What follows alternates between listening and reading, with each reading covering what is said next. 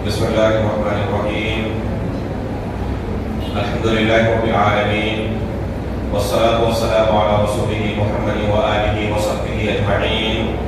أشهد أن لا إله إلا الله وحده لا شريك له، وأشهد أن محمدا عبده ورسوله. أما بعد.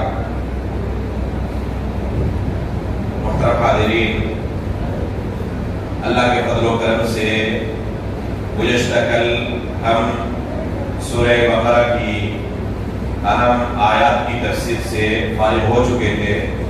انشاءاللہ آج کے اس درس میں سورہ آل عمران کی اہم آیتوں کی تفسیر سننے کی کوشش کریں گے، اور اس سورہ کے اندر اللہ رب العالمین کی طرف سے ہمارے لیے جو اہم پیغامات ہیں، جو بنیادی پیغامات ہیں، ان پیغامات کو سننے اور سیکھنے کی کوشش کریں گے. اس سورہ کے اندر عقیدہ کے متعلق، منہج کے متعلق تقریباً 7 اہم اور بنیادی عقائد کا تذکرہ ہے. اس سورہ کے اندر 1 نمبر عقیدہ توحید کے متعلق، دوسرے نمبر پر بعد الموت کے متعلق کہ مرنے کے بعد ہمیں دوبارہ زندہ کیا جائے گا، اٹھایا جائے گا.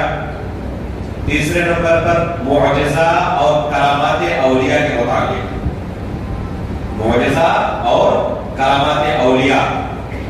چوتھے نمبر پر رسول اللہ صلی اللہ علیہ وسلم علم غیب جانتے تھے یا نہیں جانتے تھے. 5ویں نمبر پر شہداء کے متعلق ہمارا کیا عقیدہ ہونا چاہیے، وہ زندہ ہے یا انہیں مردہ کہہ سکتے ہیں. اور 6ویں نمبر پر عیسیٰ علیہ السلام کے متعلق کہ کیا انہیں زندہ اٹھا لیا گیا ہے اور دوبارہ پھر قیامت سے پہلے دنیا میں آئیں گے یا نہیں آئیں گے، اس بارے میں ہمارا عقیدہ کیا ہونا چاہیے. اور 7ویں نمبر پر وحدت ادیان کا عقیدہ رکھنا، یہ کیا ہے اور اس کا کیا حکم ہے. بہت سارے لوگ آج کے زمانے میں وحدت ادیان کا عقیدہ بلند کرنے کی کوشش کر رہے ہیں. اس کا کیا حکم ہے، اس سورہ کے اندر اللہ رب العالمین نے اس مسئلے کے متعلق بھی بیان کیا ہے. یہ 7 بنیادی عقائد کے متعلق مسائل ہیں. انشاءاللہ ان عقائد کا اس سورہ کی روشنی میں ہم تذکرہ کریں گے اور سیکھنے کی کوشش کریں گے کہ ہمارا ان مسائل کے متعلق کیا عقیدہ ہونا چاہیے. اسی طرح اس سورہ کے اندر دعوت و تبلیغ کے اصول و ضابطے کو اللہ رب العالمین نے بیان کیا ہے. دعوت و تبلیغ کے کیا اصول و ضابطے ہیں، کون دعوت و تبلیغ کا کام کر سکتا ہے، اس کا کیا طریقہ ہونا چاہیے، اس سورہ کے اندر اللہ رب العالمین نے اسے بیان کیا ہے.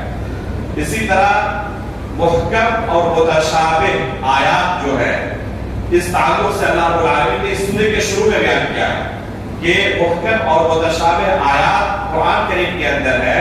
ایک مومن کا ان آیات کے متعلق کیا رویہ ہونا چاہیے.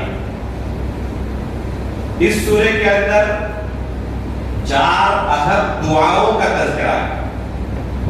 شروع سے لے کر آخر تک 4 اہم دعاؤں کا تذکرہ ہے. انشاءاللہ ہم ان دعاؤں کو بیان کریں گے اور ان کی کیا اہمیت ہے اسے بھی بیان کریں گے. اس سورہ کے اندر 2 اہم غزوات کا تذکرہ ہے. رسول اللہ صلی اللہ علیہ وسلم کے کو اگر شامل کر لیں تو 3 غزووں کا تذکرہ ہے. ایک ہے غزوہ بدر، غزوہ احد اور حمراء الاسد کو مستقل غزوہ مانے تو غزوہ حمراء الاسد. تو اس طرح 3 غزوے ہو جائیں گے. تو ان غزوات کا تذکرہ اس سورہ کے اندر آیا ہے. اور آخر میں کامیابی کے 4 اصول اللہ تعالیٰ نے اس سورہ کے اندر بیان کیا ہے. ہر کوئی چاہتا ہے کہ ہم کامیاب ہوں، اس کا طریقہ کیا ہوگا. اللہ رب العالمین نے اس سورہ کے آخر میں 4 اصول و ضابطے بیان کیے ہیں کہ اگر تم کامیاب ہونا چاہتے ہو تو اس طریقے پر چلو. تو یہ اس سورہ کے بنیادی عناوین ہیں جن کا تذکرہ اللہ رب العالمین نے اس سورہ کے اندر کیا. سب سے پہلی چیز ہم نے عقائد کے سلسلے میں ذکر کیا کہ عقیدہ توحید کا اس سورہ کے اندر اللہ رب العالمین نے متعدد آیات کے اندر بیان کیا. شروع کے اندر بھی، بیچ میں بھی، آخر میں بھی. اس سورہ کی شروعات ہی توحید سے ہوتی ہے. الف لام میم اللہ لا الہ الا ہوا الحی القیوم. گزشتہ کل آیت الکرسی کی تفسیر میں اللہ لا الہ الا هو الحی القیوم کی تفسیر گزر چکی ہے، اور وہاں بیان کیا گیا تھا کہ لا الہ الا اللہ کا کیا صحیح معنی ہے اور اس کے متعلق ہمارا کیا عقیدہ ہونا چاہیے. کہ لا الہ الا اللہ کے متعلق میں نے ایک مستقل کتاب چھوٹی سی پتلی سی ترتیب دی ہے، صرف 11 صفحے کی یہ کتاب ہے، جس کے اندر لا الہ الا اللہ کی فضیلت، اس کے معانی، ارکان، شروط اور نواقض، ان 5 چیزوں کا تذکرہ ہے.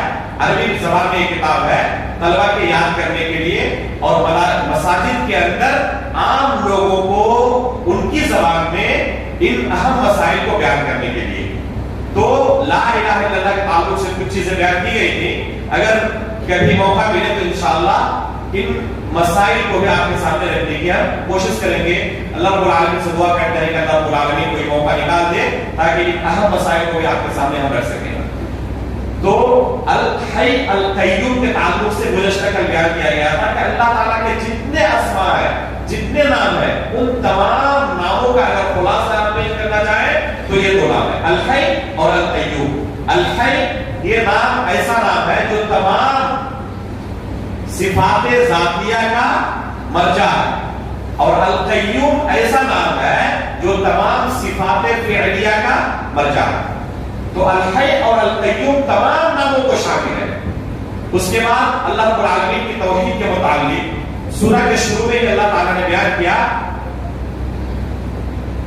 ان اللہ لا یخفی علیہ شیء فی الارض ولا فی السماء، کہ زمین و آسمان کے اندر کوئی ایسی چیز نہیں ہے جو اللہ رب العالمین سے مخفی رہ سکے، پوشیدہ رہ سکے. اگر ایک انسان کا عقیدہ اس کے مطابق ہو جائے تو کبھی وہ گناہ کر سکتا ہے؟ چاہے لوگوں کے سامنے ہو یا روح بند کر کے گناہ کرے، چاہے روشنی میں ہو یا اندھیرے میں ہو، اللہ رب العالمین سے وہ بچ نہیں سکتا. لوگوں کی نگاہوں سے بچ سکتا ہے. ان اللہ لا یخفی علیہ شیء، اللہ رب العالمین سے کوئی بھی چیز زمین و آسمان کے اندر مخفی نہیں ہو سکتی، کوئی چیز مخفی نہیں ہو سکتی. ہر چیز کو اللہ رب العالمین جانتے ہیں. یہاں تک کہ کہتے ہیں کہ اندھیری رات کے اندر چٹان کے نیچے اس اندھیری جگہ پر کالی چیونٹی کو بھی اللہ رب العالمین رزق عطا کرتا ہے، اور اللہ رب العالمین کو اس کا بھی علم ہوتا ہے. یہ ہمارے رب کی ذات ہے جس سے کوئی چیز مخفی نہیں ہے، جو سمیع ہے، ہر چیز کو سننے والا، جو بصیر ہے، ہر چیز کو دیکھنے والا. سننے کی طاقت، دیکھنے کی طاقت اللہ نے مخلوق کو بھی دی ہے، لیکن اللہ رب العالمین کے پاس جو سننے اور دیکھنے کی طاقت ہے، دونوں طاقتوں میں کوئی مشابہت نہیں. ہمارے پاس دیکھنے کی طاقت ہے لیکن بہت ہی محدود طاقت. کہاں تک دیکھ سکتے ہیں؟ جہاں تک ہماری اس نظر کے موافق روشنی ہو. اگر روشنی بھی ہو لیکن ہماری نظر کے موافق نہ ہو، نہیں دیکھ سکتے. بہت تیز روشنی ہو جائے، جیسے کہ کوئی شخص چل رہا ہو روڈ پہ، اچانک ہیڈ لائٹ اس کی نظر کے سامنے آ جائے. کسی گاڑی کی ہیڈ لائٹ کچھ دیکھ پاتا ہے؟ آنکھیں چندیاں جاتی ہیں، کچھ نظر نہیں آتا. بصارت تو ہے، دیکھنے کی طاقت تو ہے، لیکن بہت ہی محدود طاقت ہے. ابھی اگر لائٹ چلے جائے کچھ نظر نہیں آئے گا. طاقت تو ہے لیکن محدود طاقت ہے. ہم رات کو نہیں دیکھ سکتے. کچھ مخلوقات ایسی ہیں جو رات کو دیکھ سکتی ہیں، دن کو نہیں دیکھ سکتی. مچھلیاں پانی کے اندر جا کے دیکھتی ہیں، لیکن ہم پانی کے اندر جائے کچھ نظر نہیں آتا ہے. تو مخلوق کے اندر جو دیکھنے کی طاقت ہے، ایک مخلوق کے ساتھ دوسرے مخلوق کی مشابہت کچھ بھی نہیں. ایک مخلوق کو دوسرے مخلوق کے ساتھ ہم تشبیہ نہیں دے سکتے. تو کیا خالق کو مخلوق کے ساتھ مشابہت دے سکتے ہیں، تشبیہ دے سکتے ہیں؟ تو ہم اللہ رب العالمین کے لیے دیکھنے کی طاقت، سننے کی طاقت کو ثابت کریں گے، لیکن کیسی دیکھنے کی طاقت ہے؟ جس طرح اس کی شان کے لائق ہے. اس کی کوئی مشابہت ہم پیش نہیں کر سکتے، اسے کسی چیز کی طرح بنا کر پیش نہیں کر سکتے. یہ ہمارا عقیدہ ہونا چاہیے اللہ رب العالمین کی صفات کے متعلق. اسی طرح آگے اللہ رب العالمین نے اسی سورہ کے اندر فرمایا ان تخفوا ما فی صدورکم او تبدوہ یعلمہ اللہ. اگر اپنے سینوں کے اندر کسی چیز کو تم چھپا کر رکھو یا لوگوں کے سامنے ظاہر کر دو، ہر چیز کو اللہ رب العالمین جانتا ہے. یہ طاقت اللہ کے علاوہ کسی کے پاس نہیں. اگر کسی مخلوق کے اندر کوئی شخص یہ عقیدہ رکھتا ہے کہ فلاں کے اندر بھی یہ طاقت ہے تو یہ اللہ رب العالمین کی اس طاقت کے اندر دوسرے کو شریک کرنا ہوگا. اور افسوس کی بات ہے کہ ہمارے معاشرے میں بہت سارے لوگ یہ شرک کرتے ہیں. مصیبت میں پھنستے ہیں تو اپنے کسی بابا کو پکارتے ہیں. کیا ان کے پاس سننے کی طاقت ہے؟ یہ طاقت فقط اللہ رب العالمین کے پاس ہے کہ قل ان تخفوا ما فی صدورکم او تبدوہ یعلمہ اللہ. اپنے سینے کے اندر چھپا کر رکھو، ظاہر کرو، ہر چیز کو اللہ رب العالمین جانتا ہے. یہ اللہ رب العالمین کی توحید ہے. آگے اللہ تعالیٰ نے اپنی توحید کا، اپنی وحدانیت کا ایک ایسا نمونہ ذکر کیا ہے کہ صرف اس چیز پر انسان غور کر لے. حالانکہ روزانہ لاکھوں مرتبہ اس چیز کا مشاہدہ کرتا ہے لیکن غور و فکر نہیں کرتا انسان. اگر صرف اس آیت پر غور و فکر کر لے تو ہدایت کے لیے کافی ہوگا. کیا فرمایا اللہ تعالیٰ نے؟ هو الذی یصورکم فی الارحام کیف یشاء. رحم مادر کے اندر، ماں کے پیٹ کے اندر اللہ رب العالمین جیسے چاہتا ہے تمہیں شکل و صورت عطا کرتا ہے. اللہ تعالیٰ کے ناموں میں سے ایک نام ہے المصور، شکل و صورت عطا کرنے والا. دنیا میں روزانہ کتنے لوگ پیدا ہوتے ہیں؟ بے شمار، ہم شمار تک نہیں کر سکتے. روزانہ لاکھوں لوگ دنیا میں روزانہ پیدا ہوتے ہیں. جب سے دنیا بنی ہے آج تک کتنے لوگ دنیا میں آئے اس کا کوئی ہمارے پاس شمار نہیں، حساب نہیں ہے. کسی کی شکل کسی سے ملتی ہے؟ کسی دوسرے کی شکل کسی سے نہیں ملتی. کیا یہ کام کسی مخلوق کا ہو سکتا ہے؟ کسی مخلوق کے پاس یہ طاقت ہے کہ الگ الگ اس طرح شکلیں تیار کر سکے؟ دنیا کے کسی بڑے سے بڑے آرٹسٹ کو، جو لوگ تصویریں بناتے ہیں نا، بہت بڑے آرٹسٹ ہیں دنیا کے، تمام آرٹسٹ کو جمع کر لیں اور ان سے کہیں کہ ہمیں کچھ تصویریں، فرضی تصویریں آپ بنا کے دیں. کتنی تصویریں بنا سکتا ہے فرضی؟ 100، 200، 1000، 2000 کے بعد ان کا ذہن جواب دے جائے گا، ان کی عقل جواب دے جائے گی، آگے اور کوئی نئی تصویر نہیں مل رہی ہے. ایک دن کے اندر دنیا میں جتنے لوگ پیدا ہوتے ہیں، دنیا کا بڑا سے بڑا آرٹسٹ اتنی تصویریں نہیں بنا سکتا، اتنی شکلیں نہیں بنا سکتا. اور اللہ رب العالمین روزانہ بے شمار لوگوں کو نئی نئی شکلیں دے رہا ہے. وہ الذی یصورکم فی الارحام کیف یشاء. کیا اللہ رب العالمین کی وحدانیت کی بہت بڑی دلیل نہیں ہے؟ کیا کسی مخلوق کے بس کی بات ہے کہ کام کر سکے؟ کتنی بڑی دلیل ہے ہماری یہ شکل کہ اللہ رب العالمین نام سے کوئی ذات ہے جو ان تمام چیزوں پر قدرت رکھنے والا ہے، طاقت رکھنے والا ہے. اور یہ ایسی طاقت ہے جو اس کے علاوہ کسی کے بس کی بات ہی نہیں ہے. یہ فنگر پرنٹ کبھی آپ نے غور کیا؟ کسی کے ساتھ کسی کا ملتا ہے؟ کسی کے ساتھ کسی کا نہیں ملتا. آنکھوں کا ریٹینا، جب آدھار کارڈ آپ بناتے ہیں تو آنکھوں کا ریٹینا لیتے نہیں لیتے. کسی انسان کے ساتھ کسی کا نہیں ملتا. اس سے جو روشنی نکلتی ہے دنیا کے اندر کسی بھی شخص کا ریٹینا دوسرے کے آنکھوں کے ریٹینے سے نہیں ملتا. کسی انسان کے بس کی بات ہے کہ کام کر سکے؟ یہاں تک کہ جسم کی جو بو ہوتی ہے، یہ بو بھی ہر شخص کی الگ الگ ہے. کہیں پر کوئی قتل کا واردات ہو جائے تو پولیس والے قاتل تک پہنچنے کے لیے کیا کرتے ہیں؟ کتوں کا استعمال کرتے ہیں. کرتے نہیں کرتے؟ یہ کتے کس کام کے ہوتے ہیں؟ کس طرح پکڑتے ہیں قاتل کو؟ یہ قاتل وہاں سے گزرا ہے تو اس کے جسم کی بو وہاں پر موجود ہے اور سونگتے سونگتے قاتل تک وہ کتے پہنچ جاتے ہیں. اللہ رب العالمین نے اس مخلوق کو، کتے کو یہ طاقت دی ہے کہ صرف سونگ کر بتا سکتا ہے کہ یہ فلاں کی بو ہے، فلاں شخص کیسے گزرا ہے. دنیا کے کسی شخص کی بو کسی دوسرے شخص سے نہیں مل سکتی. وہ الذی یصورکم فی الارحام کیف یشاء. کبھی ہم نے غور کیا ان چیزوں پر؟ روزانہ ان چیزوں کا مشاہدہ کرتے ہیں. کتنی بڑی دلیل ہے اللہ رب العالمین کی وحدانیت کی، لیکن ان چیزوں پر ہم کبھی غور نہیں کرتے. وفی انفسکم افلا تبصرون. اللہ تعالیٰ نے کہا ہے کہ تمہارے نفس کے اندر ہم نے کتنی دلیلیں رکھی ہے، لیکن کیا کبھی تم نے غور و فکر کیا؟ افسوس کی بات ہے کہ ہماری نظر یہاں پر غلطی ہو جاتی ہے، ان چیزوں پر ہم غور و فکر نہیں کرتے۔ اسی طرح توحید کی کچھ آیتیں اس سورہ کے آخر میں ہے، ان فی خلق السماوات والارض واختلاف اللیل والنہار، اور اسی طرح کی آیتیں سورہ بقرہ کے اندر بھی گزر چکی ہے جہاں پر ہم اس کی تفسیر کر چکے تھے۔ تو یہ اہم عنوان ہے اس سورہ کا، اللہ رب العالمین وحدانیت کے متعلق عقیدے کا دوسرا مسئلہ جو اس سورہ کے اندر اللہ رب العالمین نے بیان کیا ہے وہ ہے بعث بعد الموت کا مسئلہ، اور اس کے متعلق جو آیت اللہ رب العالمین نے اس سورہ کے اندر بیان کی ہے، ہر شخص اپنا نصب العین اس آیت کو بنا لے۔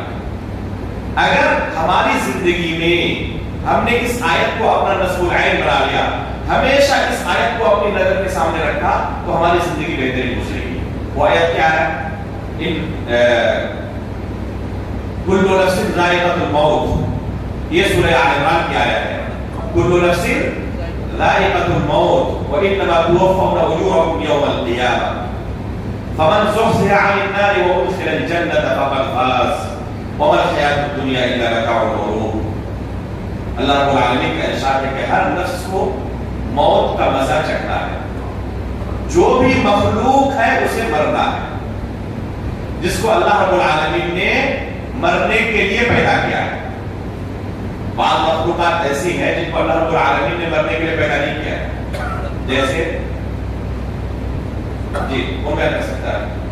کوئی مخلوق ایسی ہے جس اللہ رب العالمین نے موت کے لیے پیدا نہیں کیا ہے؟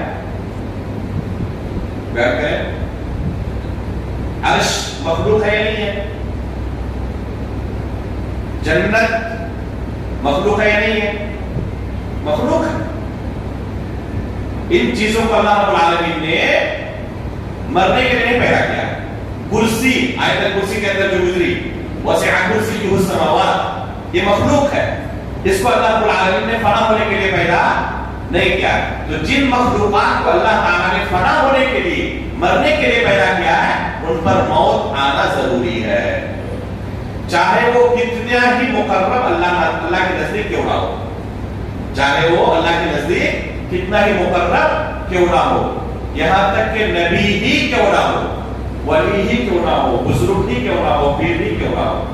یہ عقیدہ رکھنا انبیاء کے سلسلے میں، اولیاء کے سلسلے میں کہ ان کو موت نہیں آتی، یہ قرآن کے عقیدے کے خلاف ہے۔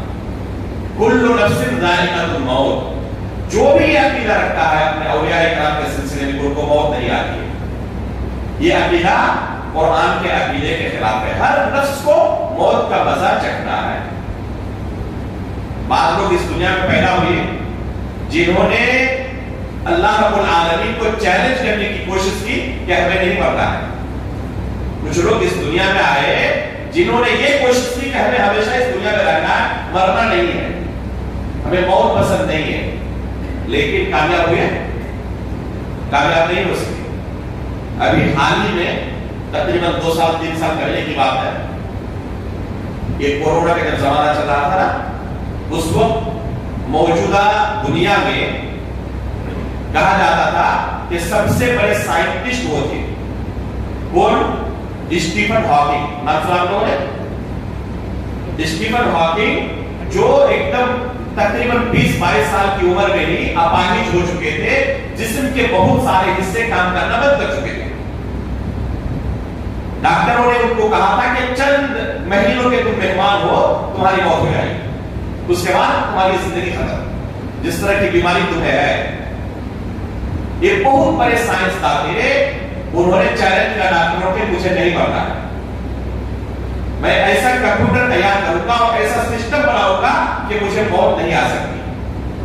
کوشش کی، بہت حد تک ایک زمانے تک کامیابی ہوئی، یہاں تک کہ آخر میں ان کے جسم کے اعضاء کام کرنے بند کر دیے تھے، اپنے کمپیوٹر کو آپریٹ کرنے کے لیے ہاتھ وغیرہ نہیں چلا پاتے تھے، کس سے آخر میں آپریٹ کرتے تھے؟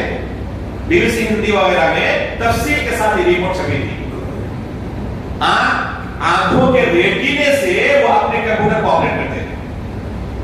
وہ ان کی اگر تصویر کہیں ملے تو آپ دیکھیں گے کہ کرسی پر بیٹھے ہوئے ہیں اور ان کے سامنے ہی اسکرین ہے کمپیوٹر کی، جس طرح اسکولوں میں رہتے ہیں نا بچے پڑھتے ہیں، ان کے سامنے ان کی اسکرین ہے اور آنکھوں کے ریٹینے سے اپنے کمپیوٹر کو آپریٹ کرتے تھے. وہ کچھ ہی آنا تھے جو کام کر رہے تھے، اور ایک ایسا سسٹم انہوں نے تیار کیا تھا یہ سوچ کر کہ اس سے مجھے موت نہیں آئے گی، لیکن بچ سکے، آخر میں موت ان کو بھی آئی.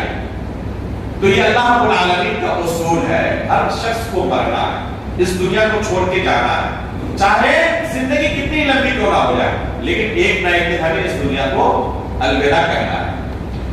یہ اہم نہیں ہے، یہ سسٹم کا حصہ ہے مرنا. اہم کیا ہے اس کے بعد والے کلمے میں کیا ہے وہ انما توفون اجورکم یوم القیامہ. قیامت کے دن جو کچھ تم نے دنیا میں کیا ہے پورا اس کا بدلہ دیا جائے گا. نیکی ہے تو نیکی، بدی ہے تو بدی. ایک دوسری آیت میں اللہ تعالیٰ نے کیا کہا ہے فَمَن يَعْمَلْ مِثْقَالَ ذَرَّةٍ خَيْرًا يَرَهُ وَمَن يَعْمَلْ مِثْقَالَ ذَرَّةٍ شَرًّا يَرَهُ. آپ نے کبھی اس آیت پر غور کیا کہ کس چیز کی مثال اللہ تعالیٰ نے دی؟ ذرے کی مثال دی اللہ نے کہ ذرے کے برابر بھی اگر کسی نے نیکی کیا ہے اس کو بھی دیکھے گا، گناہ کیا ہے اس کو بھی دیکھے گا. ذرہ کسے کہتے جانتے ہیں؟ ذرہ اتنی حقیر چیز ہے، اتنی چھوٹی اور باریک چیز ہے کہ ننگی آنکھوں سے اسے آپ نہیں دیکھ سکتے. اگر کسی روم میں کوئی سوراخ ہو اور سورج کی شعاعیں روم کے اندر آ رہی ہو تو اس روشنی میں آپ ان ذروں کو دیکھ سکتے ہیں بس. حالانکہ پورے روم کے اندر وہ ذرے ہیں لیکن ننگی آنکھوں سے نظر نہیں آ رہے ہیں. کہاں پر نظر آ رہے ہیں؟ جہاں سے روشنی کمرے کے اندر آ رہی ہے، صرف وہاں پر وہ ذرے نظر آ رہے ہیں، حالانکہ ہے پورے روم میں. ان ذروں کی اللہ تعالیٰ نے مثال دی ہے کہ اس کے برابر بھی اگر تم نے نیکی کی ہے اس کا بھی بدلہ ملے گا، گناہ کیا ہے اس کا بھی بدلہ ملے گا. اس کے بعد اللہ تعالیٰ نے کیا کہا فَمَن زُحْزِحَ عَنِ النَّارِ وَأُدْخِلَ الْجَنَّةَ فَقَدْ فَازَ. جو شخص جہنم سے نجات پا گیا، جنت کو اسے داخلہ مل گیا، تو حقیقت میں یہی بندہ کامیاب. اصل کامیابی یہی ہے. دنیا کے اندر ایک شخص نے بادشاہت کی زندگی گزاری اور آخرت میں اگر جا کے جہنم چلا گیا تو اس سے بڑی ناکامی کچھ نہیں تھی. اور دنیا کے اندر بہت ہی کسب پرسی کی زندگی گزری لیکن آخرت میں جنت مل گئی تو اس سے بڑا بادشاہ کچھ کوئی نہیں ہے. آج کل لوگوں نے کامیابی کا معیار کس سے بنا لیا ہے؟ جس کے پاس آسائشیں ہو، ہر طرح کی نعمتیں ہو، گرچہ آخرت تاریخ ہو، وہ کامیاب ہے. میرے بھائیوں یہ ششماہی امتحان ہے، آپ یاد نہیں ایگزام ہے یہ دنیاوی زندگی. اگر اس ایگزام میں آپ کسی طرح بھی پاس ہو گئے اور آخرت کے اندر بھی اگر آپ کا وہاں پر رزلٹ پاس رہا تو آپ پاس ہیں. اور اس دنیا میں تو بہت اچھے مارکس آپ کے آئے، آخرت میں 0 تو آپ کیا ہو گئے؟ فائنل ایگزام میں 0 ہو گئے تو فیل ہو گیا. اور وہاں پر فیل ہونے کا مطلب ہے کہ زندگی بھر جہنم میں. اگر حالت ایمان پر کسی کی وفات ہوئی ہو تو ایک نہ ایک دن وہ جنت میں ضرور جائے گا انشاءاللہ. ہمارا عقیدہ یہی ہے. تو یہ آیت جو ہے یہ آیت بہت ہی اہم آیت ہے. ہر ایک کو ہمیشہ یہ آیت اپنی نظر کے سامنے رکھنی چاہیے.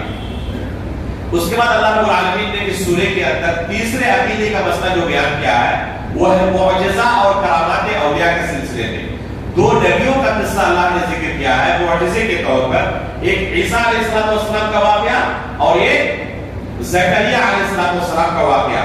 عیسیٰ علیہ السلام کا واقعہ کیا بیان کیا اللہ تعالیٰ نے کہ اللہ رب العالمین نے معجزے کے طور پر انہیں ڈاکٹری کے میدان میں ایسی طاقت عطا کی تھی جو لوگوں کے لیے خرق عادت چیز تھی. معجزہ کسے کہتے ہیں؟ جو خرق عادت چیز ہو. عادتاً لوگوں کے یہاں ان چیزوں کا ہونا ممکن نہ ہو.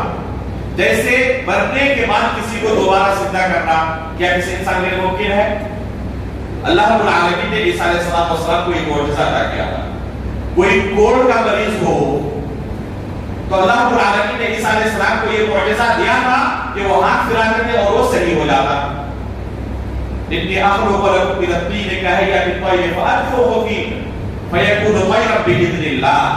کوئی کہہ سکتا ہے کہ یہ طاقت تو اللہ رب العالمین کے پاس ہے نا، مردے کو زندہ کرنا اور کسی مٹی سے پرندے کی شکل بنا کر اس میں روح پھونکنا اور وہ اڑنے لگے پرندہ، یہ طاقت تو فقط اللہ تعالیٰ کے پاس ہے.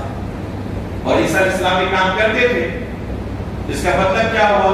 نعوذ باللہ من ذالک. بعض لوگ نتیجہ نکالتے ہیں کہ وہ اللہ رب العالمین کے درجے پر فائز ہو گئے، یہاں تک کہ ان کو اللہ رب العالمین کے درجے پر فائز کرتے ہیں اور اللہ کی طرف ان کی بھی باتوں کی عبادت کرتے ہیں. یہ کفر ہے. اس آیت میں اللہ رب العالمین نے ان معجزات کا تذکرہ کرتے ہوئے کیا کہا؟ ہر معجزے کے بعد بِإِذْنِ اللہ کہا کہ اللہ رب العالمین کے اذن سے، اللہ رب العالمین کی طرف سے جو ان کو طاقت ملی تھی، اس طاقت سے تو محتاج تھے، اپنی طاقت نہیں تھی. اللہ رب العالمین نے بطور معجزہ ان کو یہ طاقت دی، تو یہ ان کی اپنی طرف سے نہیں تھی. تو یہ عیسیٰ علیہ السلام کا معجزہ ہے. اور زکریا علیہ السلام کا معجزہ کیا ہے؟ انہوں نے کیا کہا کہ اللہ رب العالمین نے انہیں بشارت دی کہ یحییٰ علیہ السلام کو بطور اولاد آپ کو نعمت عطا کرے گی. تو انہوں نے کیا کہا تھا کہ اللہ میں بڑھاپے کی عمر کو پہنچ چکا ہوں، اس عمر میں کہاں کسی کو بچہ ہو سکتا ہے؟ اوپر سے میری بیوی کیا ہے؟ وبرات کے عاقل بانج ہے. میں بڑھاپے کی عمر کو پہنچ چکا اور بیوی بانج ہے، ایسے موقع پر کیسے اولاد ہو سکتی ہے؟ تو اللہ رب العالمین نے کیا کہا کہ اللہ رب العالمین کے لیے کوئی مشکل کام نہیں ہے. اور اللہ رب العالمین نے اس حالت میں انہیں کیا کیا؟ اولاد کی نعمت سے نوازا. اس نعمت کو اللہ رب العالمین سے زکریا علیہ السلام نے مانگ کر لیا. اللہ رب العالمین کے سامنے وہ جب دیکھا مریم علیہ السلام کو کہ غیر موسمی پھل ان کو مل رہے ہیں، تو یہ دیکھ کر انہوں نے اللہ رب العالمین سے اولاد کی نعمت طلب کی. یہاں سے ہمیں ایک دوسرا درس یہ ملتا ہے کہ ایک مومن کو کبھی بھی اللہ کی رحمت سے مایوس نہیں ہونا چاہیے. اللہ رب العالمین غیر فطری طور پر بھی کسی کو نواز سکتا ہے، دے سکتا ہے. گرچہ ظاہری اسباب ختم ہو چکے ہو، لیکن اللہ رب العالمین کے یہاں کسی چیز کی کوئی کمی نہیں ہے. اس لیے اللہ کی رحمت سے کبھی مایوس نہیں ہونا چاہیے. تو یہ دو معجزات کا تذکرہ اس سورہ میں ہے. ایک کرامات اولیاء کے بارے میں اس سورہ میں تذکرہ آیا، وہ ہے مریم علیہ السلام کا تذکرہ. کیا ہے وہ تذکرہ؟ کہ ان کے پاس غیر موسمی پھل موجود ہوتے تھے. جیسے سردی کے موسم میں کچھ پھل آتے ہیں، گرمی کے موسم میں کچھ ایسے پھل جن کا وجود کہیں نہیں ہے، وہ مریم علیہ السلام کے پاس موجود ہوتے تھے. زکریا علیہ السلام کلما دخل علیہا زکریا المحراب وجد عندها رزقا قال یا مریم انا لک هذا قالت هو من عند اللہ ان اللہ یرزق من یشاء بغیر حساب. زکریا علیہ السلام جب بھی داخل ہوتے وہاں پر انواع و اقسام کے پھل ملتے، پوچھتے کہ کہاں سے آپ کو ملا؟ کیا کہتے کہ اللہ رب العالمین کی طرف سے یہ نعمت ہمیں ملی. اور اللہ رب العالمین جسے چاہتا ہے بلا حساب رزق عطا کرتا ہے. یہ رزق جو ہے وہ اللہ رب العالمین کے ہاتھ میں. ان اللہ یرزق من یشاء بغیر حساب ان اللہ هو الرزاق ذو القوة المتین وفی السماء رزقکم وما توعدون. یہ رزق کا فیصلہ آسمانوں میں ہوتا ہے، دنیا میں نہیں. انسان صرف کوشش کر سکتا ہے، لیکن حقیقت میں رزاق اللہ رب العالمین کی ذات ہے. انشاءاللہ رزاق جو اللہ رب العالمین کا ایک نام ہے، اور اس نام کے اندر ہمارے لیے کتنا بڑا درس ہے، کسی دوسرے درس آپ کے سامنے انشاءاللہ اس نقطے کو آپ کے سامنے بیان کرنے کی کوشش کروں گا. یہاں کرامات اولیاء کے متعلق یہ آیت ہے. کرامات اولیاء کے متعلق ہمارا عقیدہ کیا ہونا چاہیے؟ ہم کرامات اولیاء کے قائل ہیں. اہل سنت والجماعت کا عقیدہ اس باب میں یہ ہے کہ اہل سنت والجماعت کرامات اولیاء کے قائل ہے، لیکن شروط و ضابطے کے ساتھ. شروط و ضابطے کے ساتھ. دیگر گمراہ فرقوں کا اس بارے میں عقیدہ جو ہے وہ بہت ہی افسوسناک ہے. مثلا فلاسفہ کا، معتزلہ کا عقیدہ یہ ہے کہ کرامات اولیاء کو نہیں مانتے، انکار کرتے ہیں. کرامت اولیاء کا انکار کرتے ہیں. اور اس بات میں کچھ لوگ ایسے ہیں جو بہت غلو اور مبالغہ سے کام لیتے ہیں اور ایسے ایسے کرامات کا ذکر کرتے ہیں جن کا وجود ناممکن کی حد تک ہے اور جن کا حقیقت سے کوئی تعلق نہیں ہوگا. ایسے کرامات آپ نے بہت سنے ہوں گے. سنا نہیں سنا؟ فلاں بابا اور فلاں ولی ایک پیر پر کھڑے ہو کر پورا قرآن ختم کر دیا. ندی کے اوپر چادر بچھا کر نماز پڑھتے رہے. زندگی بھر مغرب کے وضو سے فجر کی نماز پڑھتے رہے. کبھی فجر کے لیے وضو کرنے کی ضرورت نہیں پڑی. اس طرح کے بے شمار کرامات ذکر کیے جاتے ہیں. آپ اٹھائیں فضائل اعمال وغیرہ کی کتابوں کو, بے شمار کرامات آپ کو ملیں گے.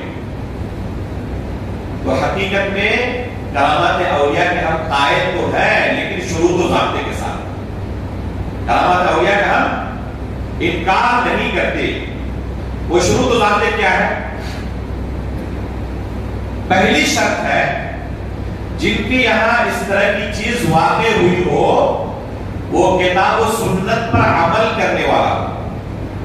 جن کے بارے میں دعویٰ کیا جا رہا ہے کہ فلاں کے یہاں کوئی کرامت ظاہر ہوئی ہے, تو پہلے اس شخص کو دیکھیں کہ کتاب و سنت پر عمل کرنے والا ہے یا کوئی نشیلی ہے, شرابی اور کبابی ہے.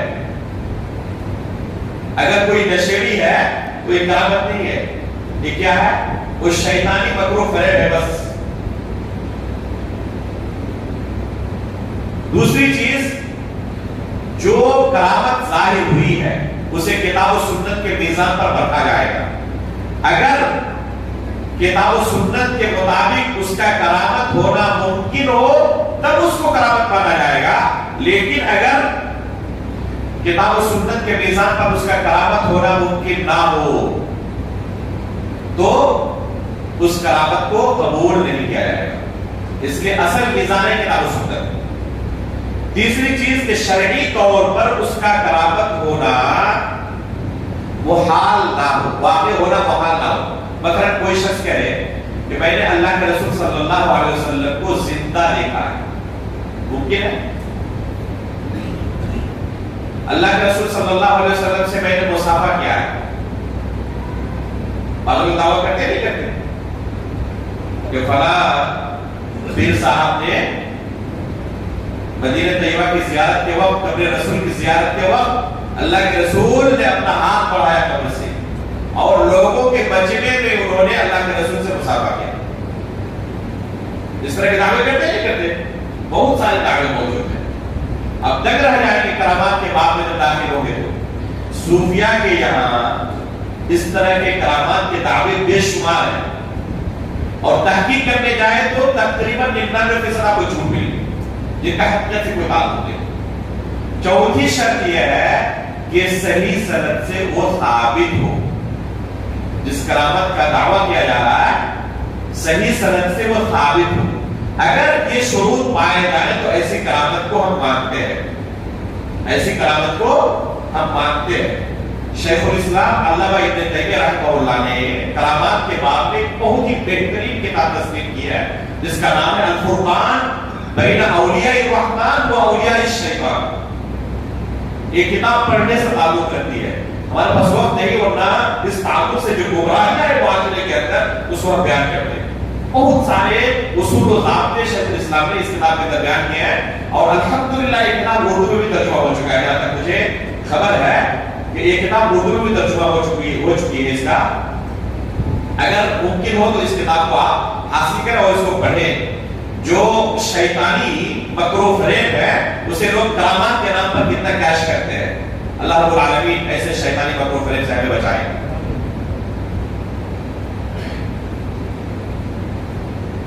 چوتھا عقیدہ جو بیان کیا گیا ہے کہ اللہ کے رسول صلی اللہ علیہ وسلم علم غیب نہیں جانتے تھے. اللہ رب العالمین نے اس سورے کے اندر کیا فرمایا؟ ذالک من انباء الغیب نوحی الیک وما كنت لديهم اذ يلقون اقلامهم ايهم يكفر مريم وما كنت لديهم اذ يختصمون. اس آیت میں صراحت کے ساتھ اللہ رب العالمین نے رسول اللہ صلی اللہ علیہ وسلم کے متعلق کیا کہا؟ ذالک من انباء الغیب نوحی اوحی الیک، یہ مریم علیہ السلام کا واقعہ جو ہے، زکریا علیہ السلام کا جو واقعہ ہے، آپ وہاں پر موجود نہیں تھے، اے اللہ کے رسول آپ اس وقت موجود نہیں تھے، یہ غیب کی خبریں ہم آپ کو وحی کے ذریعے پہنچا رہے ہیں۔ وما كنت لديهم إذ يلقون أقلامهم أيهم يكفر مريم، جب وہ اپنے قلم ڈال رہے تھے کہ مریم علیہ السلام کی کفالت کون کرے گا، تو آپ وہاں موجود نہیں تھے۔ یہ چیزیں ہم نے آپ کو وحی کے ذریعے خبر دی ہے۔ یہ آیت دلیل ہے کہ اللہ کے رسول صلی اللہ علیہ وسلم کو علم غیب نہیں تھا۔ علم غیب فقط اور فقط کن کے پاس ہے؟ اللہ رب العالمین کے پاس۔ اور رسول اللہ صلی اللہ علیہ وسلم صرف اتنا ہی بیان کر سکتے ہیں جتنا وحی کے ذریعے اللہ رب العالمین نے خبر دی ہے۔ مثلا قیامت کے بارے میں اللہ کے رسول نے بہت ساری چیزیں بیان نہیں کی ہیں۔ قبر کے اندر مردوں کو رکھا جائے گا تو ان سے سوال ہوگا، یہ چیز اللہ کے رسول نے بیان نہیں کی ہے، یہ بھی تو غیب سے تعلق رکھتی ہے، تو اس کی خبر اللہ کے رسول نے کیسے دی؟ تو غیب کے متعلق اللہ کے رسول کے بارے میں ہمارا عقیدہ کیا ہونا چاہیے کہ مطلقاً علم غیب فقط اللہ کے پاس ہے، کسی مخلوق کے پاس نہیں۔ ان میں رسول اللہ صلی اللہ علیہ وسلم بھی شامل ہے، لیکن رسول اللہ صلی اللہ علیہ وسلم کے پاس اللہ کی طرف سے وحی آتی تھی۔ غیب کی بعض چیزوں کا اللہ کے رسول نے ہمیں خبر دیا ہے، جیسے قیامت کے متعلق، سابقہ انبیاء کے متعلق، سابقہ امتوں کے متعلق، قبر کے متعلق، جنت اور جہنم کے متعلق، یہ بھی غیب کی چیزیں ہیں، لیکن یہ خبر اللہ کے رسول نے کیسے دی ہے؟ وحی کے ذریعے دی ہے۔ مطلق اللہ کے رسول کو علم غیب نہیں تھا۔ ایک مجلس میں ایک دشمن خاتون نے اللہ کے رسول کو اور آپ کے ساتھ ایک دوسرے صحابی تھے زہر آلود بکری پیش کر دی کھانے میں۔ اللہ کے رسول نے ایک لقمہ منہ میں رکھ لیا تھا اور دوسرے صحابی نے کھا لیا تھا کچھ حصہ۔ کیا ہوا تھا نتیجے میں؟ اس صحابی کی وفات ہو گئی۔ اگر ایک منٹ کے لیے مان لیتے کہ اللہ کے رسول عالم الغیب، نتیجہ کیا نکلے گا؟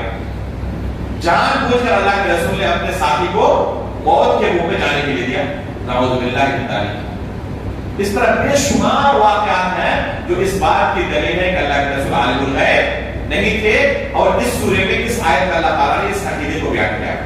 اسی طرح شہداء کے متعلق اللہ رب العالمین نے اس سورے کے اندر بیان کیا ہے کہ شہداء کے متعلق ہمارا عقیدہ کیا ہونا چاہیے۔ کیا فرمایا اللہ تعالیٰ نے؟ وَلَا تَحْسَبَنَّ الَّذِينَ قُتِلُوا فِي سَبِيلِ اللَّهِ أَمْوَاتًا بَلْ أَحْيَاءٌ عِندَ رَبِّهِمْ يُرْزَقُونَ فَرِحِينَ بِمَا آتَاهُمُ اللَّهُ مِن فَضْلِهِ۔ اس آیت سے بہت سارے ہمارے دوست و احباب، ہمارے معاشرے کے اندر رہنے والے لوگ کیا استدلال کرتے ہیں کہ شہداء کو موت نہیں آئی ہے۔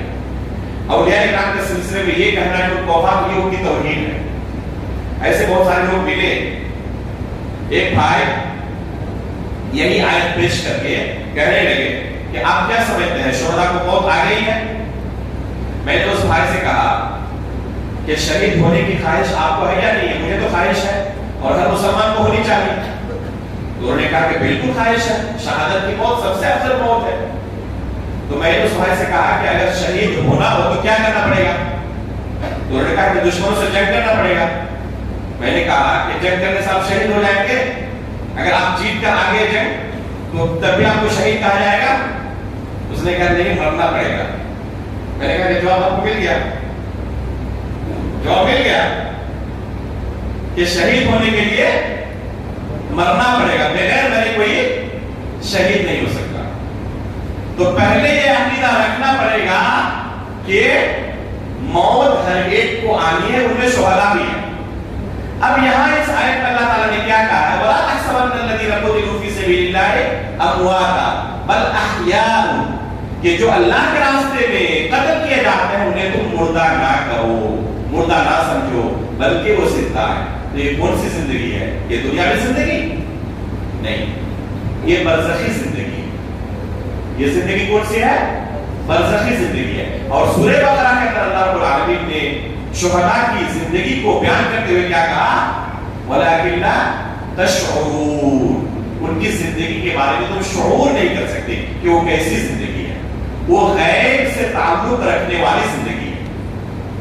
مرنے کے بعد شہداء کی زندگی کیسی زندگی ہوتی ہے ہم صرف اتنا بیان کر سکتے ہیں جتنا اللہ تعالیٰ نے قرآن کے اندر اور رسول اللہ صلی اللہ علیہ وسلم نے اپنی احادیث کے اندر بیان کر دیا ہے۔ اس سے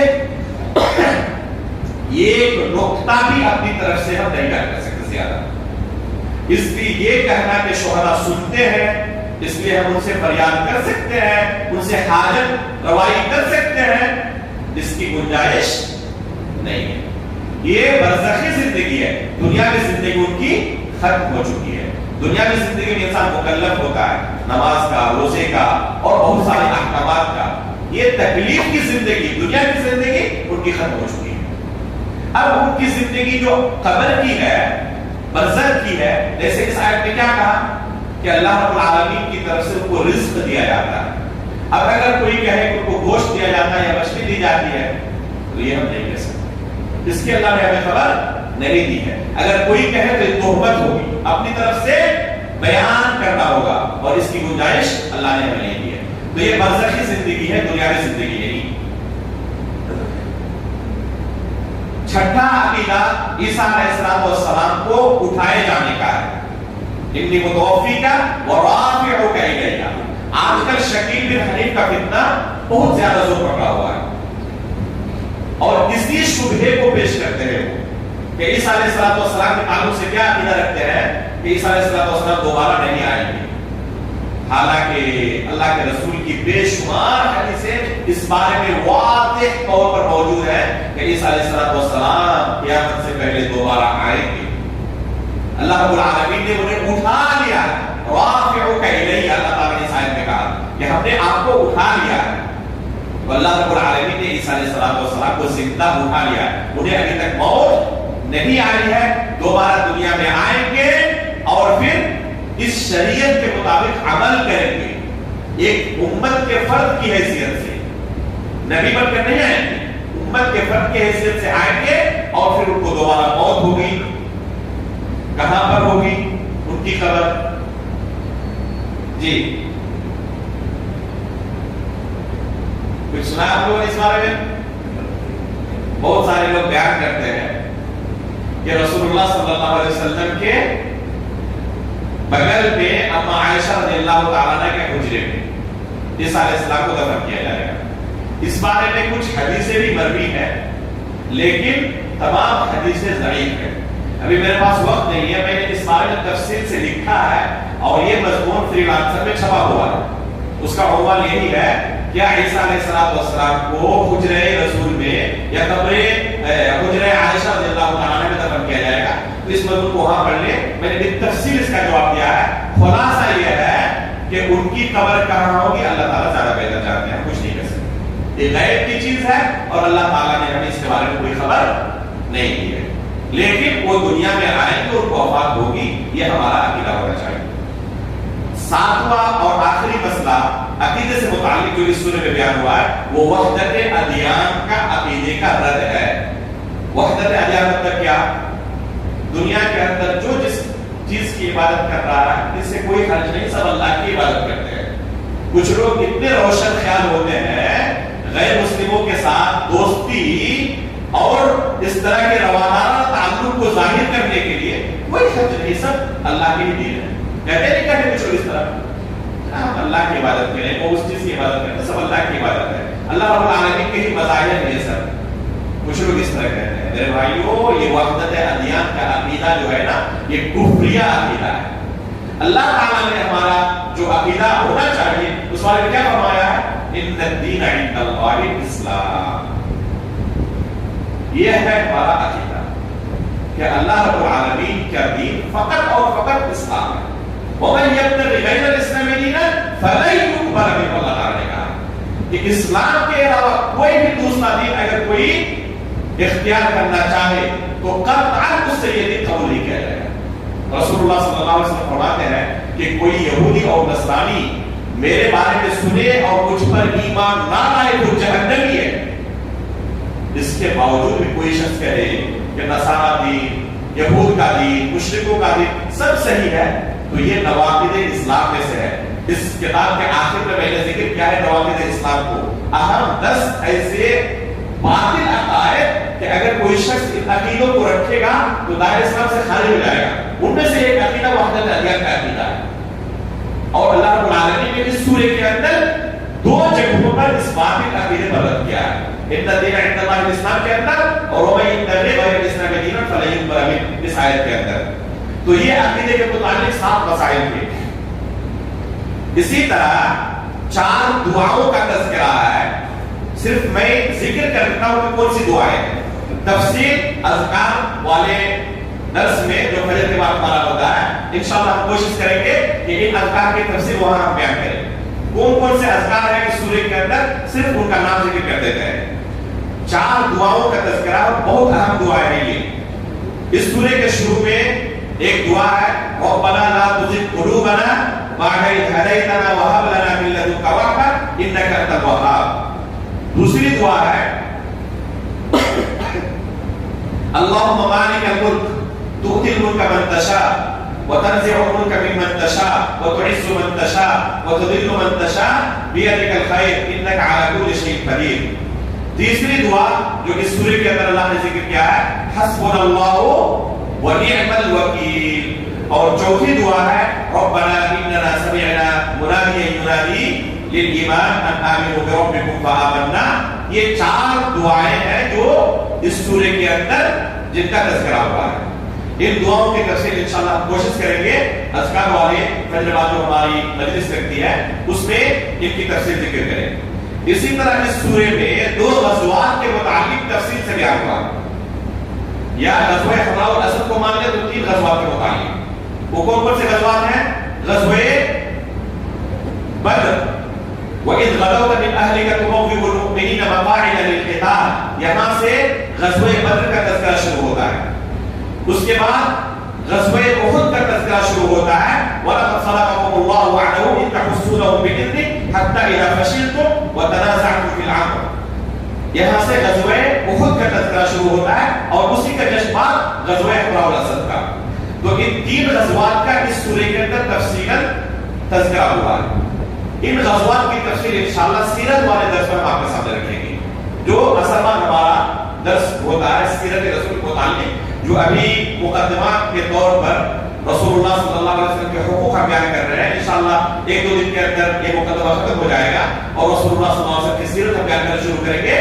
تو انشاءاللہ ان غزوات کے متعلق اس درس میں ہم آپ کے سامنے تفصیل رکھیں گے. آخر میں اس سورے کے اللہ رب العالمین نے کامیابی کے 4 اصول بیان کیے ہیں. وہ کیا ہے؟ یا ایھا الذین آمنوا اصبروا 1 نمبر, وصابروا 2 نمبر پر, ورابطوا 3 نمبر پر, واتقوا اللہ 4 نمبر پر. اور آخر میں کیا کہا؟ لعلکم تفلحون. اگر ان 4 اصولوں پر تم نے عمل کر لیا کامیاب ہو جاؤ گے. اگر کوئی کامیاب ہونا چاہتا ہے چاہے دنیا میں چاہے آخرت میں, یہ 4 اصول وہ اپنے گانٹھ مار دیں, اپنی زندگی کا آگے بڑھا دیں اگر کامیاب ہونا چاہتا ہے. بغیر صبر کے کوئی شخص کامیاب نہیں ہو سکتا. یا ایھا الذین آمنوا اصبروا, کامیاب ہونا چاہتے ہو صبر کرنا پڑے گا, چاہے دنیاوی معاملات ہو چاہے آخرت کے معاملے ہو. بغیر صبر کے نہیں ہو سکتا.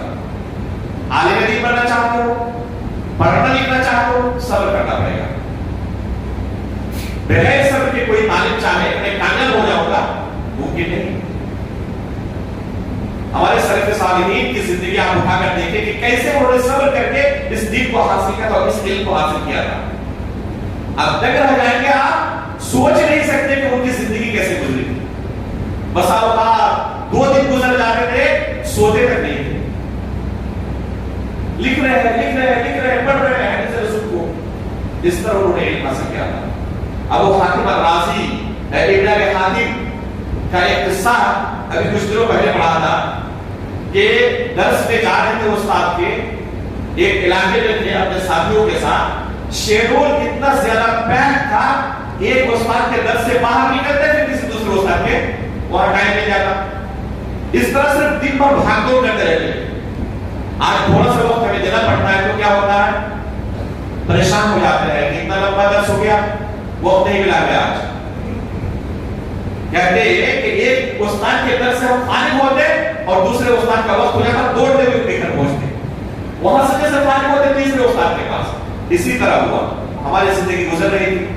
ایک دن کیا ہوا, ایک استاد کے پاس پہنچے تو استاد بیمار تھے. انہوں نے معذرت کر لی کہ آج میں نہیں پڑھا سکتا, بیمار ہوں. تو واپسی کے وقت ہم نے دیکھا کہ راستے میں مچھلی بک رہی ہے. تو ہماری خواہش کے زمانہ ہو گیا مچھلی کھائے ہوئے، تو چلو آج مچھلی لے کر جا کے پکاتے اور کھاتے ہیں۔ مچھلی ہم نے خرید لی، جب آنے لگے تو پہنچتے پہنچتے جہاں رہائش تھی ایک دوسرے استاد کے درس کا وقت ہو گیا، تو مچھلی ہم نے وہی رکھ دی، چلے گئے بغیر کھائے۔ یہاں تک کہ 2 دن کا عرصہ گزر گیا تو ہمیں یہ ڈر لگنے لگا کہ یہ اب سڑ جائے گی، تب ہم نے کچا ہی اسے کھا لیا۔ اللہ اکبر، اس طرح انہوں نے اس علم کو حاصل کیا تھا۔ بغیر صبر کیے کوئی علم حاصل کر لے میرے بھائی میں ممکن نہیں ہے۔ شیخ عبدالرزاق البدر حفظہ اللہ ہمارے استاد ہیں، جب گھنٹی کے لیے آتے تھے تو پہلے دن ہی کہہ دیتے تھے کہ میری اس گھنٹی میں اگر آپ لوگ صبر کر کے پڑھنا چاہیں تو ٹھیک ہے، ورنہ میرے ساتھ نہیں چل پائیں گے۔ میرا آپ کا اصول و ضابطہ یہ ہے کہ میں بیٹھوں گا تو 4 گھنٹے مسلسل پڑھاؤں گا، آپ لوگ اچھی طرح قضائے حاجت وغیرہ سے فارغ ہو کے میرے ساتھ بیٹھ جائیں، اور کبھی کوئی غائب نہ رہے گھنٹے سے۔ اگر کبھی کوئی غائب رہا اور 10-20 سال کے بعد مجھ سے ملاقات ہو، 1 گھنٹے بھی غائب رہے، مجھے فوراً یاد آ جاتا ہے کہ فلاں دن یہ میری گھنٹی سے غائب تھا، تو پتہ نہیں اس چیز کو میں بھول نہیں پاتا زندگی بھر۔ اس لیے گزارش ہے کہ میری گھنٹی سے کوئی غائب نہ رہے۔ اور پہلے ہی کہتے تھے کہ میں پڑھاؤں گا، آگے بیٹھوں گا تو 4 گھنٹہ پڑھاؤں گا لگاتار۔ طلبہ کو کوئی شکایت نہیں رہتی۔ استاد محترم شیخ صالح الحسینی حفظہ اللہ کے درس میں ہم بیٹھتے تھے عصر کی نماز پڑھ کر، عصر کی نماز سے پہلے مسجد نبوی پہنچ گئے، وہاں بیٹھ گئے استاد کے سامنے۔ کب تک بیٹھے رہتے تھے؟ وضو کر کے آئے ہیں جامعہ سے، بیٹھے ہوئے ہیں، مغرب کی اذان ہو گئی، پڑھا رہے ہیں، اذان جیسے ہوئی استاد رک جاتے، اذان ختم ہوئی پھر پڑھنا شروع کر دیتے، یہاں تک کہ مؤذن اقامت کہتا وہیں پر ہم کیا کرتے، نماز کے لیے کھڑے ہوئے مسجد کے اندر پڑھ رہے تھے، وہیں پر نماز کے لیے کھڑے ہوئے آتے۔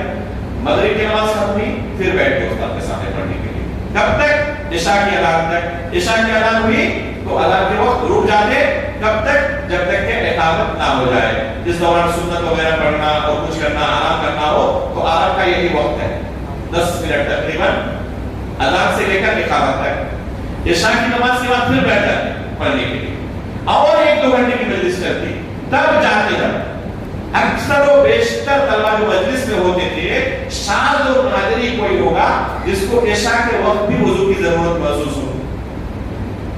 وہ عصر سے پہلے جانے سے وضو کر کے ہم نکلے تھے، اور یہی دماغ میں ہم نے بیٹھا لیا تھا کہ عشاء تک ہمیں اس وضو کو باقی رکھنا ہے، کیونکہ اگر گئے تو استاد کا کچھ درس چھوٹ جائے گا۔ اس طرح صبر کر کے پڑھنا پڑتا ہے، اس کے لیے مدت لگانی پڑتی ہے، 10 سال 20 سال، اس کے بعد کچھ علم آتا ہے۔ تو اگر کوئی شخص چاہتا ہے کہ کامیاب ہو، اس کا طریقہ اللہ تعالیٰ نے اس آیت میں کر دیا ہے، یا ایھا الذین آمنوا اصبروا، صبر کرو، بغیر صبر کے تمہیں علم نہیں مل سکتا، کوئی چیز نہیں مل سکتی۔ وصابروا، صرف صبر نہیں بلکہ اس پر جمے رہو۔ صابروں کے اندر زیادتی ہے، صبر کے اندر صرف یہ نہیں کہ صبر کیا، بلکہ صبر کرنے کے ساتھ ساتھ جمے رہو۔ یہ نہیں کہ کتنی دیر تک صبر کریں گے، اکتا گئے، یہ اکتاہٹ نہیں آنی چاہیے۔ اس کے بعد کیا کہا؟ وَرَابِطُوا، اور مورچے پر ڈٹے رہو۔ رابطوں کی 2 تفسیر کی گئی ہے، ایک ہے کہ جہاں جنگ ہو رہی ہو تو وہاں پر مورچے پر ڈٹا رہنا، لوگوں کی حفاظت کرنا، جیسے بارڈر پولیس ہوتے ہیں نا، تو اس کو مرابطہ کہا جاتا ہے۔ اس کی دوسری تفسیر ایک حدیث کے اندر کی گئی ہے کہ ایک نماز ہوئی ہے، دوسری نماز کا بندہ انتظار کر رہا ہے، اس کو مرابطہ کہتے ہیں۔ دل مسجد میں لٹکا ہوا ہے، اور اس کی فضیلت ایک حدیث کے اندر وارد ہوئی ہے کہ اللہ تعالیٰ عرش کے نیچے جن 7 قسم کے لوگوں کو جگہ دیں گے، ان میں سے کون ہوگا؟ رجل قلبہ معلق فی المساجد، ایسے بندے جن کے دل مسجدوں میں لٹکے ہوئے ہوتے ہیں۔ تو یہ ہے مرابطہ کا معنی، ایک نماز پڑھی ہے، دوسری نماز کا انتظار ہے کہ کب دوسری نماز کا وقت ہو جائے۔ دنیا کے اندر اس قدر مشغول نہیں ہو گئے کہ نماز کا وقت ہو گیا اور کوئی خیال ہی نہیں ہے۔ واتقوا اللہ، اور یہ چوتھا اصول ہے کہ اللہ رب العالمین کا تقوی اختیار کرو۔ اگر یہ 4 اصول تم نے اپنا لیے، اللہ کا وعدہ ہے لعلکم تفلحون، تم کامیاب ہو جاؤ۔ اللہ رب العالمین سے دعا کرتے ہیں کہ اس سورے کے اندر ہمارے لیے جو دروس ہیں، اللہ رب العالمین ان کے مطابق اپنی زندگی گزارنے کی توفیق عطا فرمائے۔ آمین۔